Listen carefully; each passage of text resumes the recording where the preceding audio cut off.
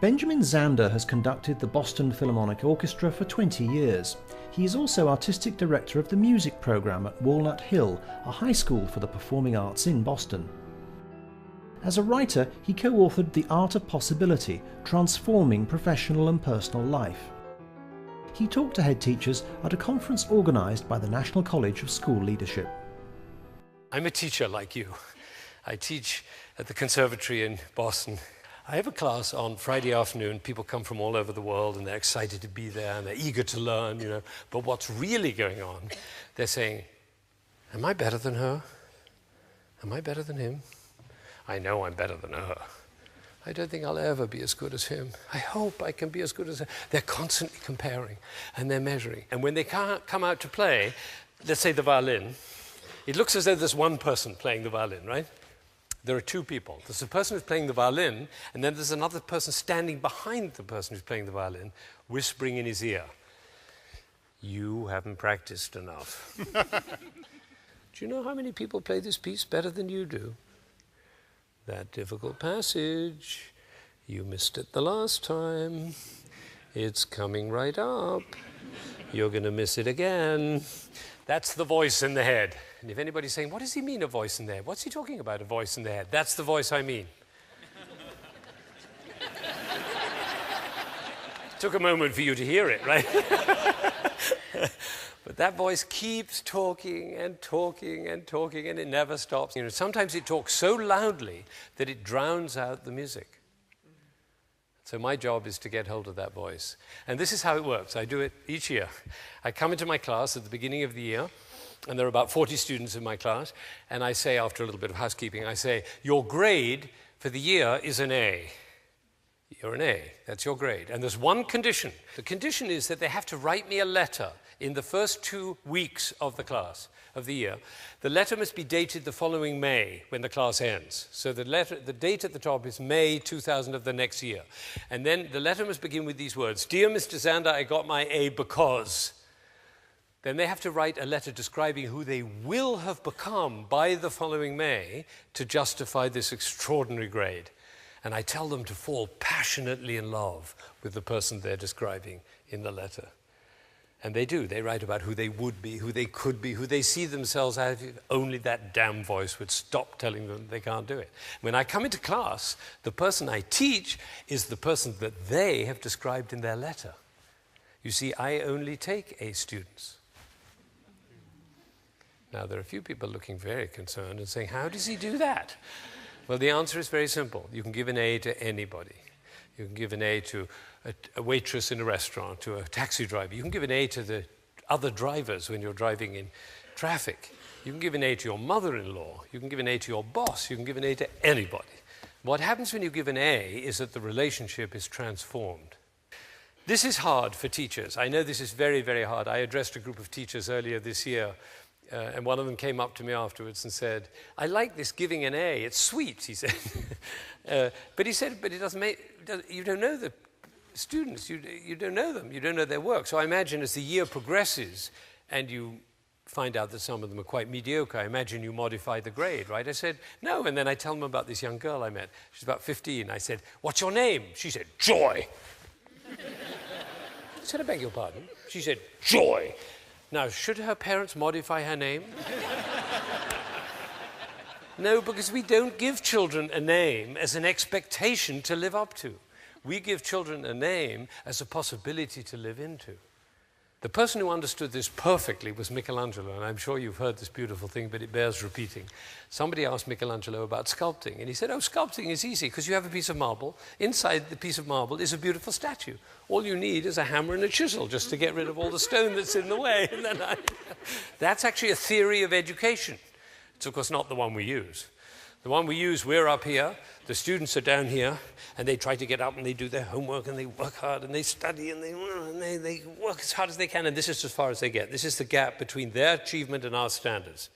And of course they're very manipulative because they know what we want to hear so they can get up a little higher. Michelangelo's model is totally different. It's eye to eye. We each have a hammer and a chisel and we're working to get rid of all that stone that's in the way of that beautiful statue. It's a totally different world. It came home to me very powerfully one day. This was the first year I'd ever done this with the A, and I was really excited about it. I came into class, and I said to all the class were there, and I said, what does it feel like to get an A in the first class of the year? I mean, you haven't done anything, you get an A. What does that feel like? To my amazement, one of the Asian students put up his hand like that. Forgive me for my attempt at his accent. He said, in Taiwan, he said, I was number 68 out of 70 students. I come to Boston, Mr. Zander says I'm an A. It's very confusing, he said. I am number 68 out of 70. Mr. Zander says, I'm an A, but I am number 68. I walked 3 weeks, very confused. Then one day I discover much happier A than number 68. I decide I'm an A. I call that cosmic laughter. That's not head teacher's laughter, that's cosmic laughter. Because what you're laughing at is the realization, of course, that the A is invented, the 68 is invented. We might as well invent something that lights up our life and the life of the people around us. I don't know if you know this, but in America, in our music schools, we have about half our students from Asia. From China and Japan and Korea and Taiwan and Singapore and all these places. And they play fantastically well. They're great. They win the competitions, but they don't speak up in class. And I found out why. I actually asked them. I said, what is this about? And they explained to me. They said, Mr. Zander, you have to understand, in Asia, it's very important to be right. The teacher is always right. And the students try to be right. And as one of these young ladies said, the best way to be right is not to say anything, then you won't be wrong. Now, I believe the exact opposite, which is you cannot learn anything unless you make a mistake. So I tell my students, when you make a mistake, celebrate. And the way to celebrate is like this. How fascinating. It's actually quite difficult. Try it out on the golf course next time you're out. You know why it's difficult is because when we make a mistake, we tend to pull down, the body pull down. Notice the next time you make a mistake, the body pulls down. Now, instead, when it pulls down, you go, how fascinating. It's like this. It's difficult to do, you know. We had a conference of leaders of the music world, you know, heads of orchestras and schools and opera houses and so on, and we had a 3-day conference. And there was a lot of what I call downward spiral speaking. Now, I don't know what the head teacher's downward spirals are, but I'll tell you some of the musical downward spirals. The little old ladies who like classical music, they're all dying, so there's not going to be an audience. The children don't learn instruments anymore. All they do is watch MTV, so they're not going to grow up liking classical music. No? And the National Endowment of the Arts is not supporting, and the foundations aren't supporting the arts the way they used to, so we're going to run out of funds. By the end of the second day, people were walking around the corridor in the hotel like this.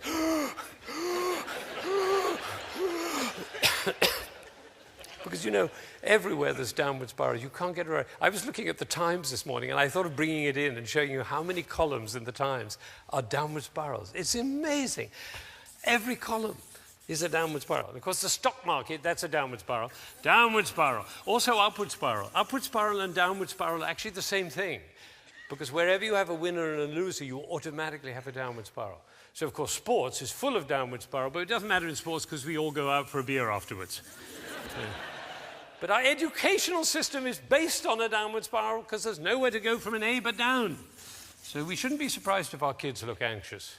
Sometimes it seems as though there's nothing but downward spiral, which of course isn't true, which is why I asked for another flip chart. Now over here we have possibility, the world of possibility, the realm of possibility, and this is where the vision is. And vision is very important. Vision is really important because, you know, people get confused about vision. They say, oh, so our vision is to be number one. No, that's a goal. Vision, to be a vision, has to be for everybody. Everybody. At this conference, somebody stood up in front of the whole group and said, 3% of the population likes classical music. If we could move it to 4%, our problem would be over. I say everybody loves classical music, they just haven't found out about it yet. How would you walk? How would you talk? How would you be if you thought 3% of the population likes classical music? If only we could. How would you talk? How would you walk? How would you be if you thought everybody loves classical music? They just haven't found out about it. These two worlds are totally different worlds. I had an amazing discovery. This is a really big deal for me. I was 45. I'd been conducting for over 20 years, and suddenly one day I had this kind of road to Damascus event. Eureka! I realized the conductor of an orchestra doesn't make a sound. My picture appears on the front of the CD. But the conductor doesn't make a sound. He depends for his power on his ability to make other people powerful. And when that happened, it changed everything. People in my orchestra said, What happened to you, Ben? What happened? That was what happened. I realized my job was to awaken possibility in other people. Because I wanted to know whether I was doing that. And you know how you find out? You look at their eyes. If their eyes are shining, you know you're doing it. You could light up a village with this guy's eyes. If the eyes are shining, you know you're doing it. If the eyes are not shining, you get to ask a question. Who am I being that my player's eyes are not shining? We can do that with our children too. Who am I being that my children's eyes are not shining? Now over here, we have goals. Have you noticed how goals tend to be rather grim? We have a goal. It's a rather grim pursuit. We have to make the goal. Now over here, you can have a goal as part of the vision.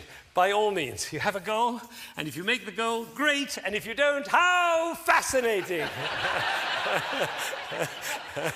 Because you know, we all know why we have goals. Why do we have goals? To make our eyes shine, that's all. That's the reason we have a goal. So if the goal posts are too close together, you can't score. If they're too far apart, it's too easy. So if it's not working, the eyes aren't shining, move the goal post. You know, that's the thing. Now, over here you have the words you should, you ought, you need, and you must. Try those out on your children and see if their eyes shine. Over here we have things like, how about, what if, what are we looking for? What's next? Over here, you see totally different language, totally different. Now, over here, you have blame and fault and threat. And over here, requests and apologies, totally different. This is where we put people down and also put people up. Over here, everybody gets an A. It's a totally different world. Now, the leader, the new leader, is the one who, first of all, can distinguish the downward spiral and then has the power to take people from there over here to radiating possibility, and anybody can do it. Anybody, an 8-year-old child can do it. Anybody can do it. There's a key. There's a key to the kingdom of possibility. I'm going to give you the key to the kingdom of possibility right now. Okay, so this is the story. It always comes in a story. Okay, the story is this. 2 prime ministers were sitting in a room, and they had a conversation about affairs of state, you know, the way prime ministers do. And suddenly the door bursts open, and a man comes in a state of apoplectic upset. He's just like this and it's making so much noise and racket and carries on. Of course, they stop their conversation. And the resident prime minister says, Peter, please remember rule number 6. Immediately, Peter's restored to complete calm. He bows, he apologizes, and he walks out of the room. They go back to their conversation.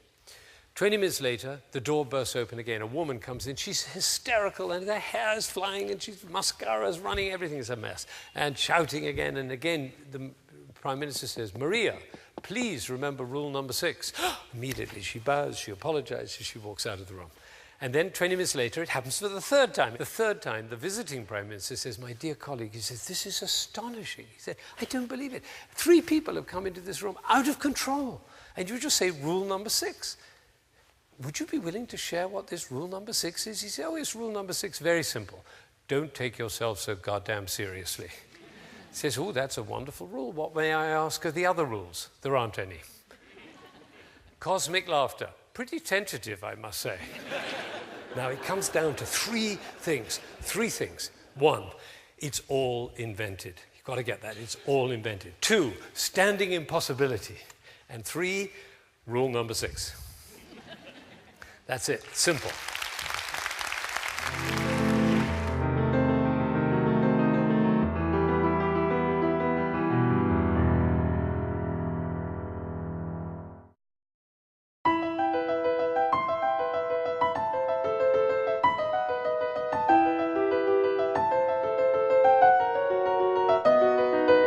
Benjamin Zander has conducted the Boston Philharmonic Orchestra for 20 years.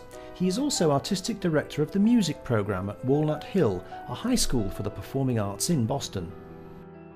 As a writer, he co-authored The Art of Possibility, Transforming Professional and Personal. Talking, and it never stops. You know, sometimes it talks so loudly that it drowns out the music. So my job is to get hold of that voice. And this is how it works. I do it each year. I come into my class at the beginning of the year, and there are about 40 students in my class, and I say, after a little bit of housekeeping, I say, your grade for the year is an A. You're an A. That's your grade. And there's one condition. The condition is that they have to write me a letter. I think I'll ever be as good as him. I hope I can be as good as him. They're constantly comparing, and they're measuring. And when they come out to play, let's say the violin, It looks as though there's one person playing the violin, right? There are two people. There's the person who's playing the violin, and then there's another person standing behind the person who's playing the violin, whispering in his ear, "You haven't practiced enough." Do you know how many people play this piece better than you do? That difficult passage, you missed it the last time. It's coming right up.